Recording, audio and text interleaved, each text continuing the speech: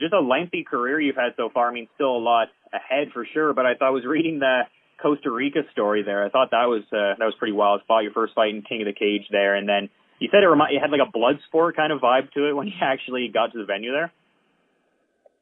Oh man, it was crazy. Yeah, they had a tournament. I'll keep this quick, but they had a tournament, and they told me they're flying me out there, and they're flying out. It was 2 guys from California, one of the best guys from Panama, and one of the best guys from Costa Rica. So it was a 4-man tournament. You fight twice in one day. You win the belt. And it was supposed to be at 170.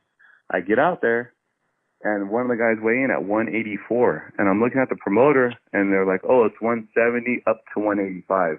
I'm like, you're fucking kidding me. It doesn't work that way. When you say 170, it's below. They're like, wow, that's how it is. I'm like, oh, yeah. And I'm like, okay. At the time, I didn't really know anything about fighting. So I was just like, okay, I guess that's how they do it. The venue was supposed to be in a casino. They couldn't get some permit, so they ended up doing it in this weird, like, old school, like, it looked like it was, like the Roman Empire days where you go and you fight, like, in the middle, and, and, like, there's, like, all concrete seating for everybody. And it was just old and run down. It was, like, probably, I don't think they use that venue anymore. And we're in the back warming up, and it was, like, there was, like, water streams going through the floor. Like, you know what I mean? Like, it was just, oh, God, it was run down. It was crazy. Yeah, it was crazy. It's like, dude, there's no way I could fucking lose back here. I'll probably, like, go to a hospital and never be seen again.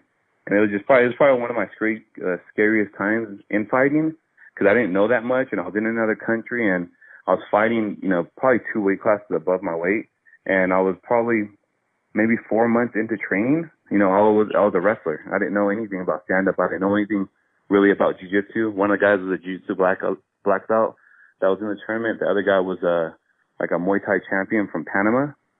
So it was nuts. Yeah, it was nuts. It was something definitely different.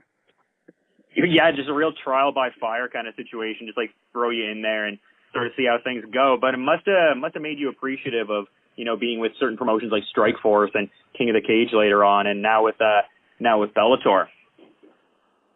Oh yeah, I think there's no show that could have topped that for being like the grittiness and the griminess of the show. But, I got a free trip out of it. I didn't get paid, to be honest. I went out there, I fought twice, and I didn't get paid to fight. I just got a free trip. They paid for my food, they paid for my hotel, and they paid for my flight. So, I don't think any show's going to be able to top that. But, yeah, I definitely got treated a lot better at different organizations. Yeah, I just thought it was like a wild sort of situation.